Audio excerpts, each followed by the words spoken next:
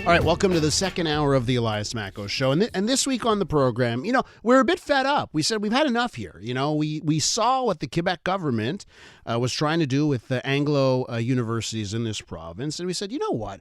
We should spend a whole week highlighting the stories that prove our case, right? That people, Canadians moving from the rest of Canada, coming to Quebec to study, this is a huge benefit for Quebec society, and that's what we did. I'm so proud of the week that we did on the show, highlighting those stories. We're going to wrap up this week celebrating those stories in a very big way. A couple of great stories, and then we'll also open up our phone lines and get your stories about coming to Quebec, coming to Montreal to study here, and then saying, I'm sticking around. Now, we got some distressing news yesterday from McGill University. Principal there says, you know what, these changes may lead to 700 job cuts. And that's all about just how the numbers play out. How many Canadians say, you know what, doubling the tuition doesn't work, I'm not going to come to McGill. That's the real effects, the possible effects to these tuition changes. So now let's tell you a couple of terrific stories. We're going to start off this hour with Malcolm Mclintock. He came to Montreal in 2014 for a degree in engineering at McGill University, and he's now on the line. Malcolm, welcome to the show. Hi, Elias. Thanks for having me. It's great to talk to you. Malcolm, take me back to 2014 and your decision to come to McGill. Certainly. So I found myself really enraptured by the city of Montreal. I love the culture. I fell in love with the city first. I myself was learning some French in high school and figured, why not put it to use? And so McGill, beautiful campus, a really good engineering program, but the city really was the gem that took me away. So after studying at McGill for about 6 years, I was certain that this would be my new home. And that's exactly, you were certain, and that's how it played out. This has now become home. That's right. And one of the things that allowed me to continue staying here is, well, one, it was pretty difficult learning French while in school. There just wasn't enough time in the day to study, let alone to study another language at the same time. But something that the university had offered at the time was the Explore program, fully funded by McGill University, to allow me to go do 5-week French immersion in Chicoutimi and, stretch my language skills a little bit. And that is something that really made it easier afterwards to stick around. So you have really embraced Quebec culture and the French language. One of the things we hear from the provincial government is the reason they're doing this because they fear an anglicization. What are your thoughts on that? Let me get your take here. The government's decision, your thoughts, and particularly how they use it as a sort of boogeyman about anglicizing Montreal. I would entirely agree. I feel it's a bit of a red herring. In my view, education is a right. Right now we're talking about increasing tuition, and no one's really talking at all about education as a right. I mean, education as something that should be afforded for all. And the idea that we're nickel and diming over how much money it's going to increase and whether it's going to be Anglo or Franco, I think is totally aside from the point. I think we need to be talking about how tuition should be accessible for everybody. And you've made a career for yourself here in the city, Malcolm. Why don't you tell our listeners what you do in Montreal now and how you've made this place your home, career-wise? Certainly. So I started working in engineering, but I found it wasn't fulfilling, as it were. And I fell into the world of the solidarity economy. Quebec itself has a rich history of cooperatives, cooperative businesses, and there's a lot of strength there. So I started with the team opening up a solidarity cooperative bar on Avenue du Parc, Avenue du Pain, called Bar Milton Park. And from there, I just became really enraptured with the idea of cooperatives, of democratically organized organizations that are meant to be like worker-led, led by their members, and so on. So I joined a group called SEAS, Solidarity Economy Incubation for Zero Emissions, that helps incubate cooperatives and nonprofits in a few key sectors across Canada, but has a number of projects going on here in Montreal. Malcolm, we didn't touch on, just tell us where you're from originally, what part of Canada, and then the big question is, if the tuition was doubled, when you had to choose what university to go to, if McGill was twice the cost, would you have ended up at McGill?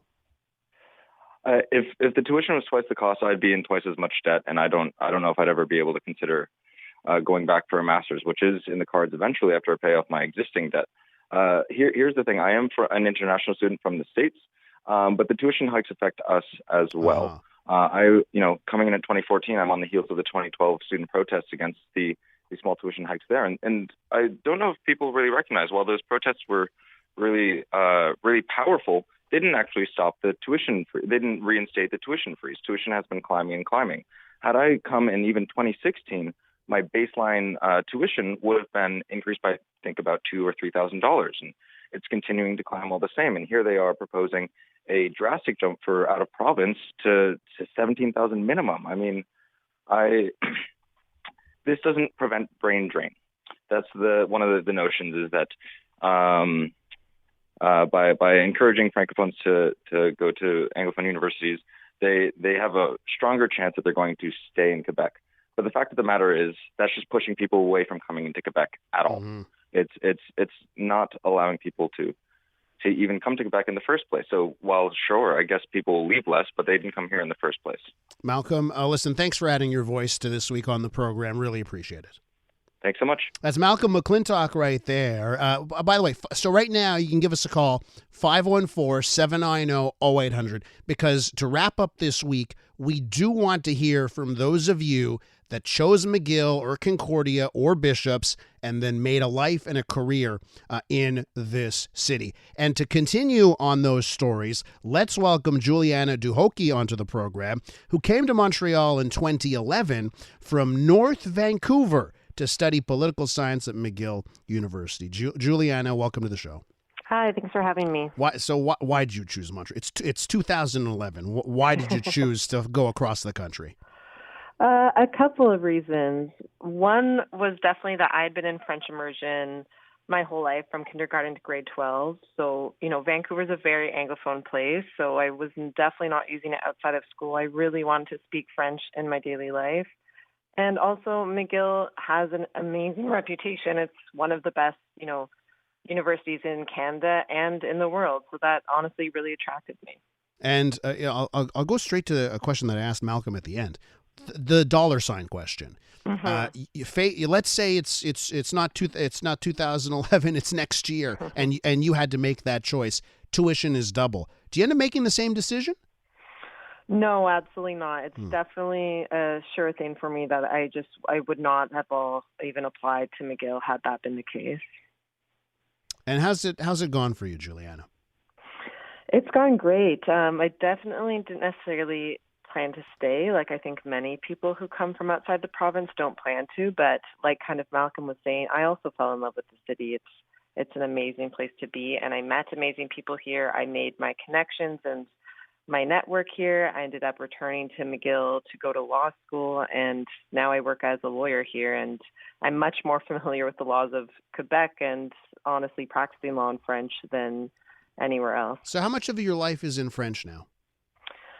At work, it's probably, depending on the day, somewhere between, 3/4 up to 90% in French.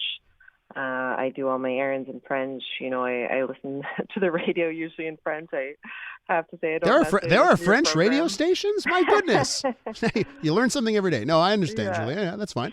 And so my social life is definitely, more of a mixed bag of friends who are Francophone or Anglophone in conversations. But my work is essentially entirely in French, as is kind of everything outside my social life. What do you think the provincial government is missing here? Because they've made this decision; they're pretty firm on it. I know Legault says he's going to meet with the leaders of the three Anglo universities, but they seem to have made up their mind. What do you think they're missing?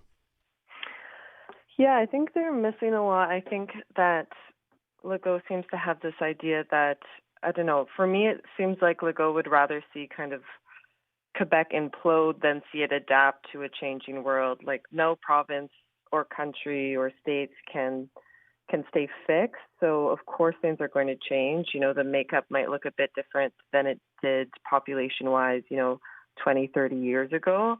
I don't want to say that out-of-province students have no impact on what Montreal or Quebec look like, because of course they do. But I think what he's missing is that it's going to change regardless. And so do we want that change to be a positive one or a negative one?